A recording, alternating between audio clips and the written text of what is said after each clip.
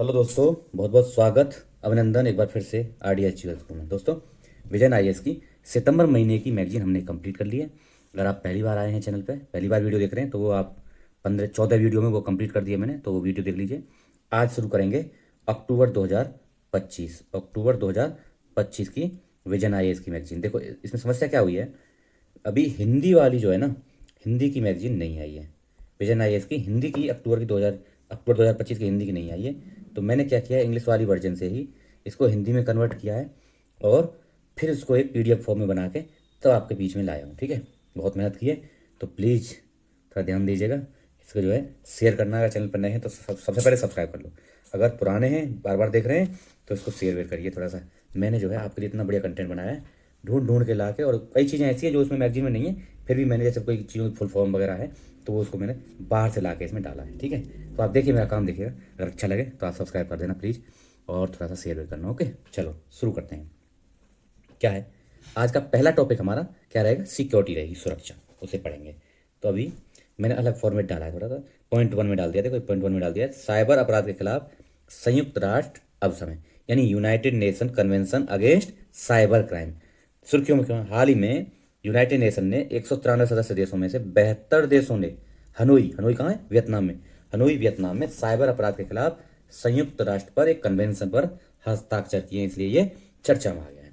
अब देखो, साइबर अपराध के खिलाफ संयुक्त राष्ट्र के अब समय, यानी जो कन्वेंशन है साइबर क्राइम के अगेंस्ट, उसके बारे में पढ़ लेते हैं। यह कन्वेंशन, इस कन्वेंशन को संयुक्त राष्ट्र महासभा द्वारा 24 दिसंबर 2024 को अपनाया गया। कब? 2024 में अपनाई गई। ओके, चलो। यह कन्वेंशन कम से कम, अब इसमें मतलब कन्वेंशन कम से कम 40 हस्ताक्षरकर्ता राष्ट्रों के अनुसमर्थन के बाद 90 दिन बाद लागू हो जाएगी। मतलब क्या है, जब 40 देश, कम से कम 40 देश इस पर अपना स्वीकृति दे देंगे, हस्ताक्षर कर देंगे, तो उसके जैसे ही 40वां देश साइन कर देगा, उसके 90 दिनों के बाद यह लागू हो जाएगी। इस अब समय पर हस्ताक्षर की प्रक्रिया 31 दिसंबर 2026 तक चलेगी। कब तक चलेगी? 31 दिसंबर 2026 तक। ठीक है जी, ये डेट है।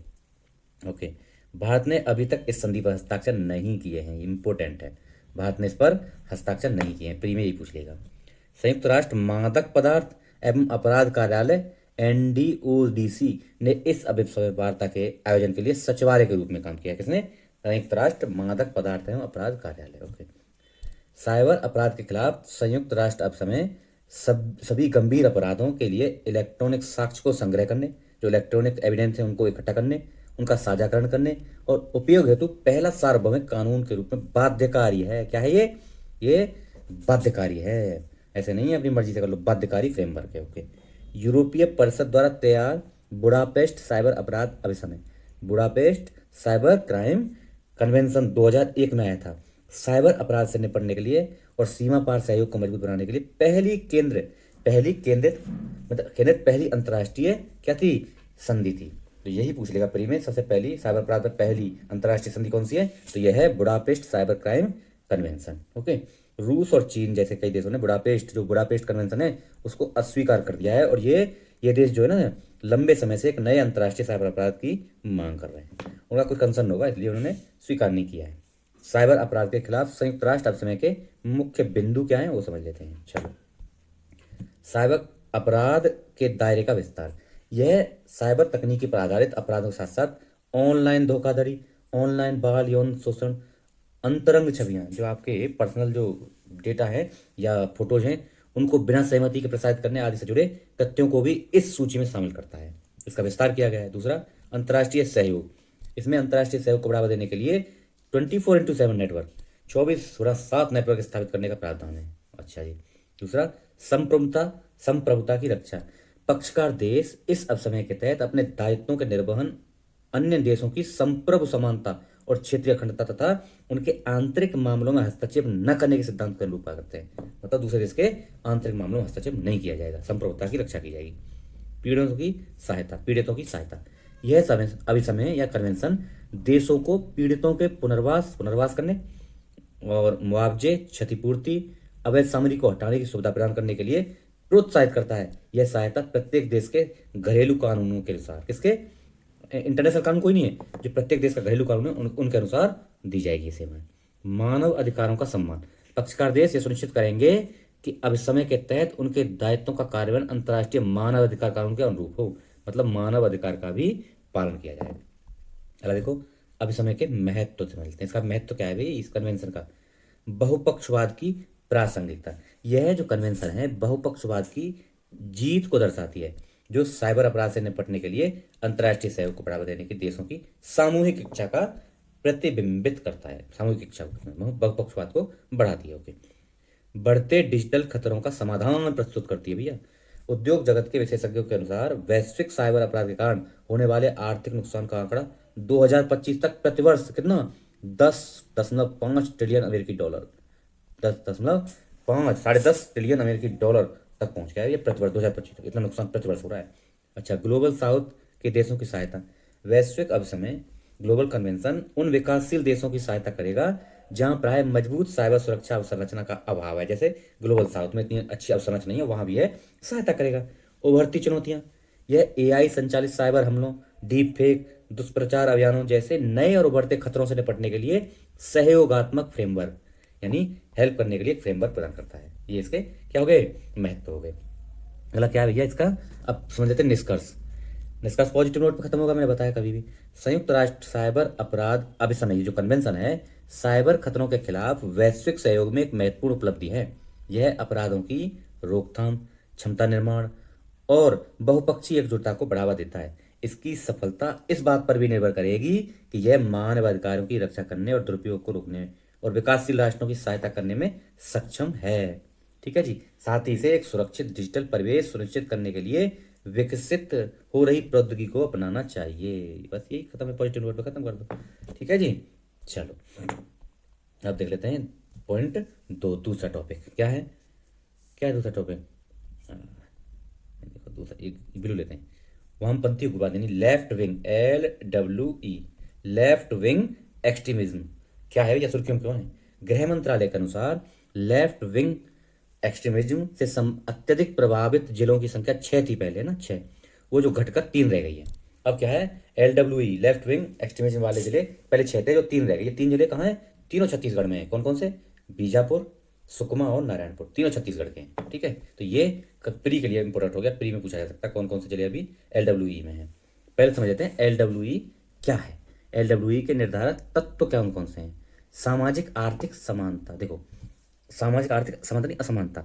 ये क्षेत्र गरीबी, निम्न साक्षरता दर, खराब स्वास्थ्य मानकों और कनेक्टिविटी की कमी से ग्रस्त हैं, इसलिए यहाँ पे ये LWE पनपा। अच्छा, जनजाति का शोषण और विस्थापन, वन संरक्षण अधिनियम 1980 के कार्यान्वयन और विकास परियोजनाओं एवं खनन गतिविधियों के कारण जनजातीय आबादी का विस्थापन यहाँ से हो गया है। ये एक कारण है, ये तत्व है। शासन व्यवस्था की रिक्तता, कमजोर शासन व्यवस्था है यहाँ पे। सामाजिक, राजनीतिक, सांस्कृतिक भेदभाव के अलगाव की भावना पैदा होती है। राज्य की अनुपस्थिति माओवादी प्रभुत्व को बनाए रखती है। ओके, अच्छा, माओवादी शोषण, माओवादी कमजोर और वंचित व्यक्तियों को शोषण करते हैं, इन व्यक्तियों को शोषण करते हैं और उन्हें हथियार और आर्थिक सहायता प्रदान करके आंदोलन में शामिल कर लेते हैं। ठीक है जी, ये हो गए उसके तत्व। अब देखो LWE, अच्छा ये अनंत संबंधित सत्य देख लेते हैं इसे LWE से, है ना, दूसरा लेने चलेगा। तो हाल ही में आंध्र प्रदेश, देखो LWE से मुक्त राज्य, LWE से कुछ राज्य मुक्त किए गए, कौन कौन से? आंध्र प्रदेश और तेलंगाना को LWE लेफ्ट विंग एक्सट्रीमिस्ट प्रभावित राज्यों की श्रेणी से हटा दिया गया है। ओके, सरकार का लक्ष्य क्या है? 31 मार्च 2026 तक, 31 मार्च 2026 तक नक्सलवाद का पूर्णतः उन्मूलन करना, ये मोस्ट इंपोर्टेंट लक्ष्य है। कौन सा है? कहीं भी डाल सकते हो इसको, प्री में आए तो ठीक है, मेंस में कहीं भी डालो और इंटरव्यू में बता सकते हो। तो 31 मार्च 2026 तक नक्सलवाद का पूर्ण उन्मूलन करने का भारत सरकार का लक्ष्य है। LWE से प्रभावित जिलों की कुल संख्या 18 से घटकर कितनी रह गई है? 11 रह गई है। ये भी प्री के लिए इंपोर्टेंट है। अब कितने? 11। अच्छा, LWE के बारे में संबंधित क्या है? ये LWE लेफ्ट विंग एक्सट्रीमिज्म, वामपंथी उग्रवाद। LWE को आमतौर पर नक्सलवाद भी कहा जाता है। यह भारत की सबसे गंभीर आंतरिक सुरक्षा चुनौतियों में से। ओके, वैचारिक आधार, इसकी जड़ें सामाजिक आर्थिक असमानताओं से जुड़ी हुई हैं। यह माओवादी विचारधारा से प्रेरित है। इसका लक्ष्य क्या है? लक्ष्य हिंसा और दुष्प्रचार का प्रयोग करके मौजूदा लोकतांत्रिक सरकार को उखाड़ फेंकना और वर्ग विहीन, ये है अल्टीमेट, इसका अल्टीमेट लक्ष्य यह है वर्ग विहीन समाज की स्थापना। इसको डाल सकते हैं आप मेंस के। प्रभावित क्षेत्र, उत्पत्ति देख लेते हैं। इस आंदोलन की शुरुआत कहाँ हुई? 1967 में पश्चिम बंगाल के नक्सलवाड़ी गांव में था एक नक्सलवाड़ी, वहाँ शुरू मानी जाती है। कब? 1967, 1967 में। ओके, चलो ऐतिहासिक विस्तार यानी रेड कॉरिडोर, यह मुख्य रूप से छत्तीसगढ़, झारखंड, उड़ीसा, महाराष्ट्र, केरल, पश्चिम बंगाल, मध्य प्रदेश, आंध्र प्रदेश, तेलंगाना, इन क्षेत्रों में फैला हुआ, इसी को बोलते हैं रेड कॉरिडोर। कौन सा? रेड कॉरिडोर, यही है रेड कॉरिडोर। ओके, ठीक है जी। वामपंथी उग्रवाद यानी इससे एलडब्ल्यू से उत्पन्न खतरे क्या क्या हैं? जनहानि, वामपंथी उग्रवाद से जुड़ी हिंसा में 2004 से लेकर 2023 के बीच 8,830 लोगों की जान गई है। इतने लोग मारे जा चुके हैं, 8,863 लोग मर चुके हैं 4 से लेकर 23 के बीच में। अवसंरचना का विकास, ये जो है उग्रवादी जानबूझकर स्कूल, भवनों, सड़कों, रेलवे अवसंरचना, पुलों, स्वास्थ्य अवसंरचना, इन सबको नुकसान पहुंचाते हैं, तोड़फोड़ करते हैं, लोकतंत्र का क्षरण करते हैं। भैया लोकतंत्र थोड़ी चलने देंगे वहाँ। बीजापुर जिले में माओवादियों ने धमकी देकर 17 वर्षों तक मतदान केंद्र स्थापित नहीं हुए। 17 वर्षों तक, हाँ, सोच लो आप, बीजापुर में। अच्छा, एलडब्ल्यू के उन्मूलन हेतु सरकार द्वारा उठाए गए कदम, सरकार ने क्या क्या कदम उठाए? सरकार द्वारा उठाए गए कदम देख लो। सबसे पहले विकास से संबंधित पहले यानी 3 C's, 3 C's समझ लेते हैं क्या है। पहला है काउंटर इंसर्जेंसी, काउंटर इंसर्जेंसी। दूसरा है कम्युनिटी डेवलपमेंट, दूसरा कम्युनिटी डेवलपमेंट। सी में पहला सी काउंटर इंसर्जेंसी, दूसरा कम्युनिटी डेवलपमेंट, और तीसरा क्या हो गया? हाँ, कम्युनिटी एंगेजमेंट, कम्युनिटी का एंगेजमेंट बढ़ाया जाए, उसका कम्युनिटी का डेवलपमेंट किया जाए, और काउंटर इंसर्जेंसी, इंसर्जेंसी को काउंटर किया जाए, है ना, विकास कार्य बढ़ाया जाए। अच्छा, वित्तीय समावेशन।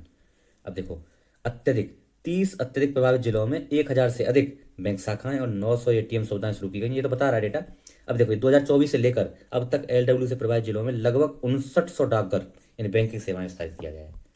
ये सब चीज़ें का शिक्षा और कौशल विकास, अब देखो ये किया जाना चाहिए। किया क्या है? एकलव्य 179 एकलव्य आवासीय विद्यालय खोले गए हैं यहाँ पे, साथ ही 48 औद्योगिक प्रशिक्षण संस्थान IITs और 61 कौशल विकास केंद्र SDCs भी कार्यरत हैं यहाँ पे।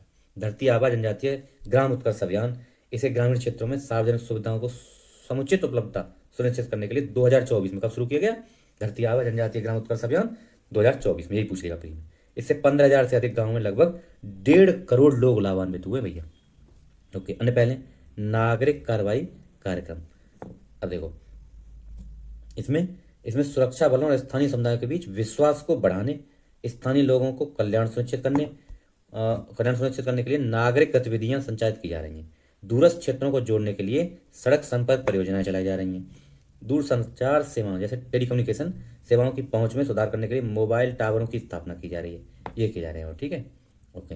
अब देखो इसके लिए एक स्पेशल आया है नक्सलवाद को रोकने के लिए, समाधान पहल। समाधान यानी देखो ये रहा ना, SAMADHAN, समाधान। समाधान में पूरा हरे का मतलब है क्या क्या किया जाए, समाधान में समाधान है इसका। तो क्या है समाधान? S से स्मार्ट लीडरशिप, लीडरशिप स्मार्ट हो। A से एग्रेसिव स्ट्रेटेजी, एग्रेसिव आक्रामक रणनीति अपनाई जाए। M से मोटिवेशन किया जाए और ट्रेनिंग, उनको प्रेरणा दी जाए और उनका प्रशिक्षण किया जाए। इसका दोनों का ट्रेनिंग, इनका वहाँ के लोगों का भी और साथ में सुरक्षा बलों का। कार्रवाई योग्य सूचना यानी एक्टिएबल इंटेलिजेंस को बढ़ाया जाए। ओके, डैशबोर्ड आधारित प्रमुख प्रदर्शन संकेतक, यानी ये होता है डैशबोर्ड बेस्ड KPIs। KPI भी बताऊँ क्या है KPIs? डैशबोर्ड बेस्ड KPI बढ़ाई जाए, यानी डैशबोर्ड आधारित प्रमुख प्रदर्शन संकेतक। ओके, अब यह है हार्नेस टेक्नोलॉजी, प्रौद्योगिकी का उपयोग किया जाए। ए से action plan for each theatre, यानी प्रत्येक क्षेत्र के लिए कार्य योजना, हर क्षेत्र के लिए अलग कार्य योजना। ये वही कहा था ना, one shoe doesn't fit to all, एक जो है जूता सबको फिट नहीं होता, तो अलग क्षेत्र के लिए अलग रणनीति। एन से है नो एक्सेस फॉर फाइनेंस, वित्त पोषण तक पहुंच शुरू की जाए। अब KPI जो बोला था ना, KPI क्या है? की परफॉर्मेंस इंडिकेटर, इन पर काम किया जाए। ओके, चलो सुरक्षा संबंधी पहले क्या क्या किया जाए? समाधान वही पढ़ रहे थे हम। समाधान फ्रेमवर्क कब शुरू हुआ है? 2017 में गृह मंत्रालय ने इसको शुरू किया गया है, और जो LWC ने पढ़ने के लिए प्रस्तुत किया गया 2017 में। कब आया समाधान? 2017 में। व्यक्ति तक पहुंच को रोकना यानी फाइनेंसिंग चोकिंग, राष्ट्रीय जांच एजेंसी NIA और ED एनफोर्समेंट डायरेक्टरेट को नक्सलियों के वित्तीय सहायता प्रदान करने वाले स्रोतों को समाप्त करने के लिए सक्रिय किया गया है। इसके तहत संपत्तियों को जब्त करना, धन शोधन निवारण यानी PMLA के तहत मामले दर्ज कर कार्रवाई करना सुनिश्चित किया गया है। अन्य पहले सुरक्षा व्यवस्था को मजबूत करना, जैसे कि किलेबंद पुलिस, क्या क्या किया जाए? किलेबंद पुलिस स्टेशन निर्माण किया जाए, सुरक्षा बलों की तैनाती की जाए, उसको बढ़ाया जाए। आत्मसमर्पण करने वाले उग्रवादियों को समाज की मुख्य धारा में शामिल करने के लिए नक्सल समर्पण और पुनर्वास नीति लागू किया जाए, है ना। ओके, पेशा और वन अधिकार अधिनियम के तहत स्थानीय समुदायों के अधिकारों को और हकों की सुविधाओं को सुनिश्चित किया जाए, उनके अधिकारों और हकों को सुनिश्चित किया जाए, मतलब लोगों को शामिल किया जाए, वही है ना कम्युनिटी एंगेजमेंट जो हम बात कर रहे थे वही वाला। आगे की राह देख लें। समग्र दृष्टिकोण बनाया जाए, सुरक्षा, विकास और अधिकारों का संरक्षण करने पर केंद्रित एकीकृत रणनीति निरंतर अपनाए रखा जाना चाहिए। ओके। स्थानीय स्तर पर क्षमता निर्माण, लोगों को देखो स्थानीय पुलिस बलों में क्षमता निर्माण, आधुनिकीकरण और विशेषज्ञ कौशल युक्त संयुक्त टास्क फोर्स समावेशन किया जाए, साथ ही लोगों को, वहाँ के लोगों को भी अवेयर किया जाए और वहाँ पे उनको प्रशिक्षण दिया जाए। शिकायत निवारण, यह सुनिश्चित करना कि शिकायत निवारण के लिए मंच मौजूद हों, साथ ही इस धारणा को पुष्टि करना चाहिए कि लोकतंत्र में हिंसा कभी भी सफल नहीं हो सकती, लोकतंत्र में हिंसा कभी भी सफल नहीं हो सकती, और शिकायत को तुरंत निवारण किया जाए जिससे लोगों का विश्वास बढ़े शासन में। अप्रत्यक्ष लाभ प्रदान करने के लिए एक प्रमुख नीतिगत उपाय के रूप में वन अधिकार अधिनियम 2006 का प्रभावी कार्यान्वयन सुनिश्चित किया जाए। ओके। न्यायिक जवाबदेही, एलडब्ल्यू संबंधित मामलों की जांच और अभियोजन की प्रक्रिया को तेज किया जाए और जवाबदेही, न्याय संबंधित जवाबदेही सुनिश्चित की जाए। ओके।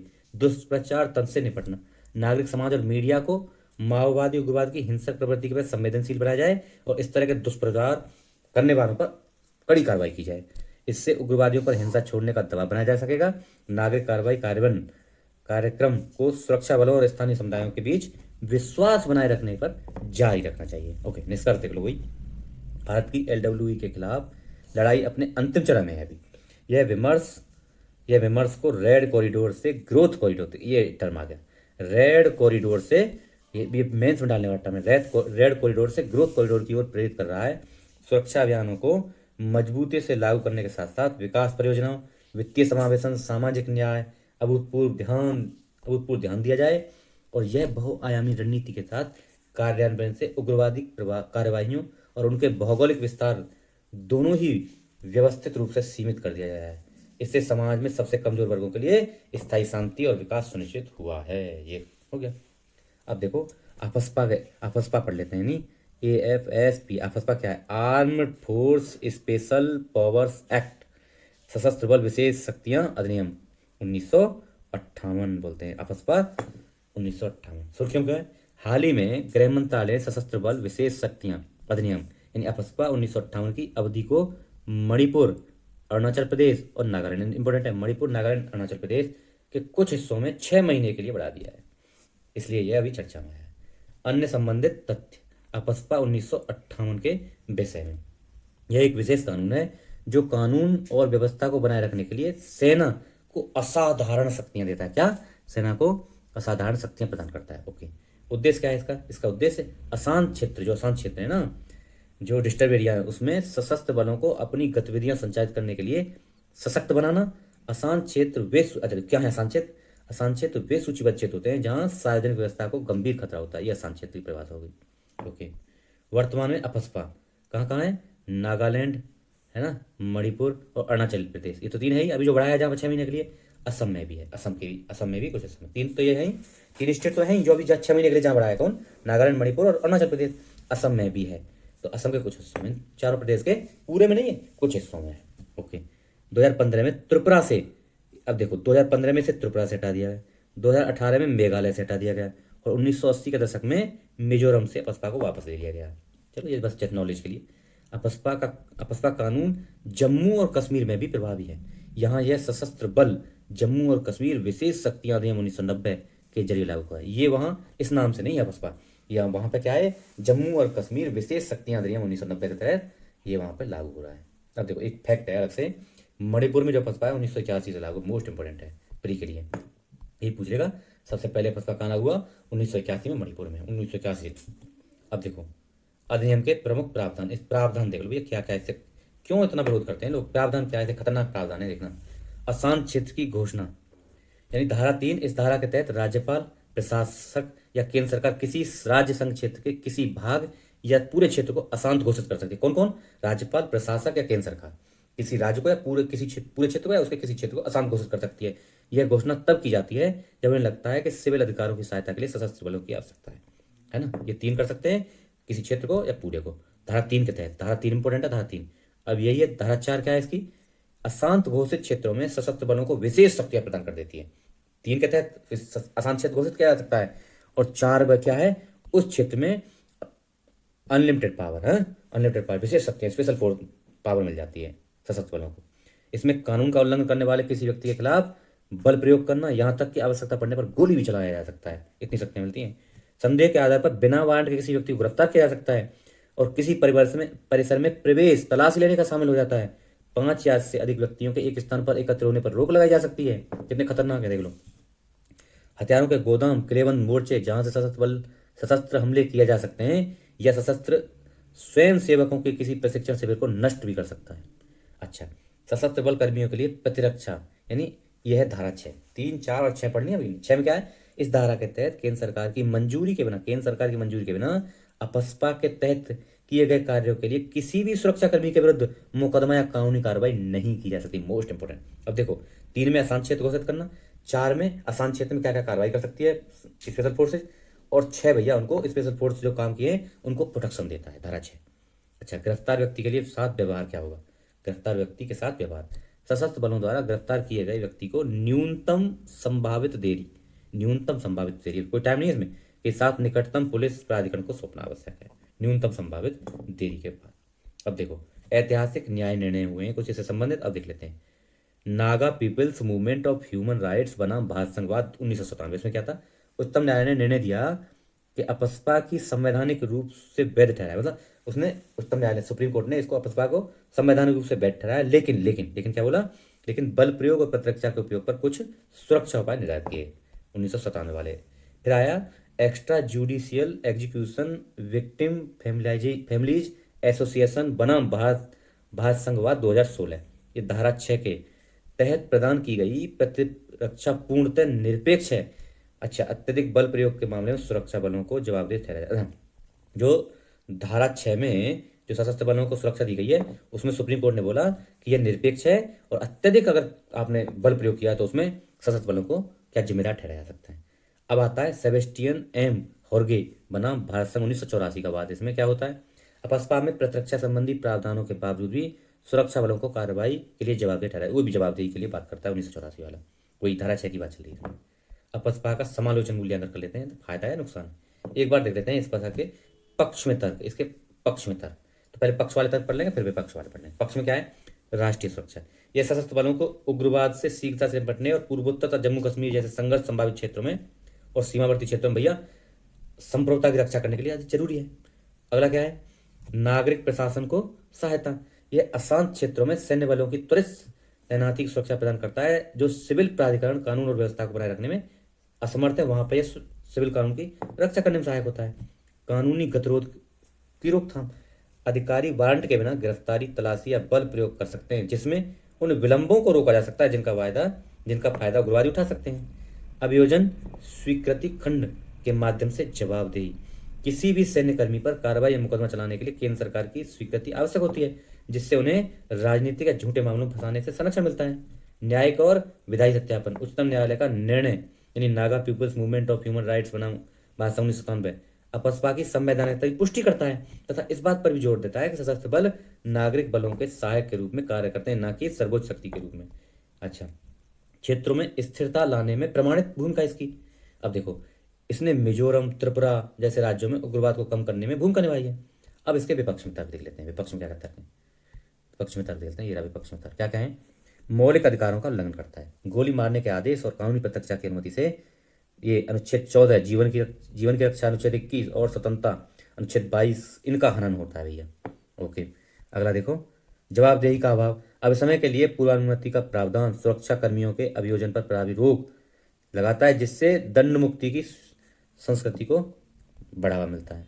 दीर्घकालिक सैन्यकरण, कई क्षेत्रों को एक निर्धारित समय सीमा के बिना दशकों तक सैन्य नियंत्रण में रखा जाता है, जिससे संघर्ष की स्थितियां और सेना विरोधी भावना बढ़ती है। संघवाद और राजनीतिक सैन्य टकराव, केंद्रीय बलों की तैनाती राज्य की स्वायत्तता को सीमित करती है और स्थानीय पुलिस बलों का मनोबल गिराता है, जिससे तनाव उत्पन्न हो जाता है। इसमें सैन्य बलों मतलब सशस्त्र सैन्य बलों में और स्थानीय पुलिस में। भारत की लोकतांत्रिक छवि को क्षति, अपस्पा का निरंतर उपयोग भारत की अंतर्राष्ट्रीय मानवाधिकार प्रतिबद्धताओं जैसे मानवाधिकारों की सार्वभौमिक घोषणा यूडीएचआर, नागरिक और राजनीतिक अधिकारों पर अंतर्राष्ट्रीय प्रसंविधा आईसीसीपीआर और यातना विरोधी अवसमय के विरुद्ध है। इनको मतलब इस छवि को, अंतर्राष्ट्रीय छवि को नुकसान पहुंचाती है। मानवाधिकार हनन के आरोप, अनेक रिपोर्ट्स में फर्जी मुठभेड़, यातना और यौन हिंसा जैसे मानवाधिकार उल्लंघनों का गंभीर रूप से आरोप लगाए गए। अच्छा, आगे की राह देख लो। ये तो हो गया पक्ष पक्ष में तर्क। आगे की राह, आगे की राह है शक्तियों पर चरणबद्ध प्रतिबंध एवं समाप्त। बसपा को केवल अशांत घोषित जिलों में ही लागू किया जाना चाहिए, सभी जगह नहीं, और धीरे धीरे इसको कम और खत्म करना चाहिए। ओके। अगला, जवाबदेही के लिए धाराओं में संशोधन। कानून में संशोधन करके फर्जी मुठभेड़ों को रोकने के लिए प्रावधान शामिल किया जा सकते हैं। गिरफ्तार व्यक्ति को 24 घंटे के भीतर मजिस्ट्रेट के सामने प्रस्तुत करना, त्वरित जांच के लिए निरीक्षण तंत्र स्थापित करना, ये सब सुधार किए जा सकते हैं। वैकल्पिक पुलिसिंग, सामान्य कानून और व्यवस्था बनाए रखने के लिए सीआरपीएफ, राज्य पुलिस का उपयोग किया जाना चाहिए, जबकि सेना को केवल अत्यधिक गंभीर संघर्षों के लिए आरक्षित रखा जाना चाहिए। मानवाधिकारों का अनुपालन, यह सुनिश्चित किया जाना चाहिए कि सैन्य अभियानों के मानवाधिकारों का सम्मान किया जाए। उग्रवाद विरोधी अभियानों के पेशेवर आचरण का सख्त अनुपालन किया जाना चाहिए। स्थानीय समुदायों का विश्वास और उनकी भागीदारी, स्थानीय जनता का समर्थन प्राप्त करने के लिए नागरिक समाज, नौकरशाही और सेना को स्थानीय विकास कार्यों के लिए शामिल किया जाना चाहिए। अच्छा, कुछ समितियों ने कुछ सिफारिशें दी इसके संबंध में, क्या देख लेते हैं। जीवन रेड्डी समिति आई 2005 में, इसने अपस्पा को निरस्त किया जाए, सेना की लंबे समय तक तैनाती को प्रतिबंध करने के लिए शक्तियों का गैर कानूनी गतिविधियां रोकथाम अधिनियम 1967 में शामिल किया जाए। मतलब इसने बोला इसकी शक्तियों का गैर कानूनी गतिविधियां रोकथाम अधिनियम 1967 में शामिल किया जाए। मतलब जीवन रेड्डी समिति 2005 बोला अपस्पा को समाप्त किया जाए। द्वितीय प्रशासनिक सुधार आयोग 2007, हितधारकों के साथ परामर्श के बाद अपस्पा को निरस्त किया जाना की अनुशंसा की, है ना, सेकंड एडमिनिस्ट्रेशन रिफॉर्म वाले ने। संतोष हेगड़े समिति 2013, फर्जी मुठभेड़ों की जांच की जाए, शक्तियों का दुरुपयोग पर रोक लगाई जाए, इसने भी बोला। ओके। न्यायमूर्ति JS वर्मा समिति 2013, इसने अपस्पा को तत्काल समीक्षा की सिफारिश की और कहा कि यदि सशस्त्र बलों पर कोई अधिकारी महिलाओं के खिलाफ यौन हिंसा करता है तो उसके खिलाफ सामान्य आपराधिक कानून के तहत कार्रवाई की जानी चाहिए। निष्कर्ष अब देख लेते हैं, वही पॉजिटिव नोट पर खत्म होगा। अपस्पा यद्यपि आसान क्षेत्रों के उग्रवाद विरोधी अभियानों के संचालन के लिए महत्वपूर्ण है, किंतु यह मानवाधिकार और जवाबदेही से जुड़ी चिंताएं भी उत्पन्न करता है। इसके दायरे को सीमित करने, निगरानी सुनिश्चित करने और स्थानीय शासन को मजबूत बनाने वाला एक संतुलित दृष्टिकोण अपनाकर लोकतांत्रिक मूल्यों से समझौता किए बिना सुरक्षा सुनिश्चित किया जाना चाहिए। ये हो गया खत्म। आज रोकेंगे यहीं, कल पढ़ेंगे संक्षिप्त समाचार। ओके, चलो, हर चैनल पर नए हैं तो इसको सब्सक्राइब कर लीजिए, लोगों को बताइए, शेयर करिए। ओके, देखिए बढ़िया सा कंटेंट ढूंढ ढूंढ के ला के पूरा हिंदी में कन्वर्ट करके इतना मेहनत करके लाया हूँ, थोड़ा इसको शेयर करिए, चलाइए, ठीक है। Thank you so much. जय हिंद।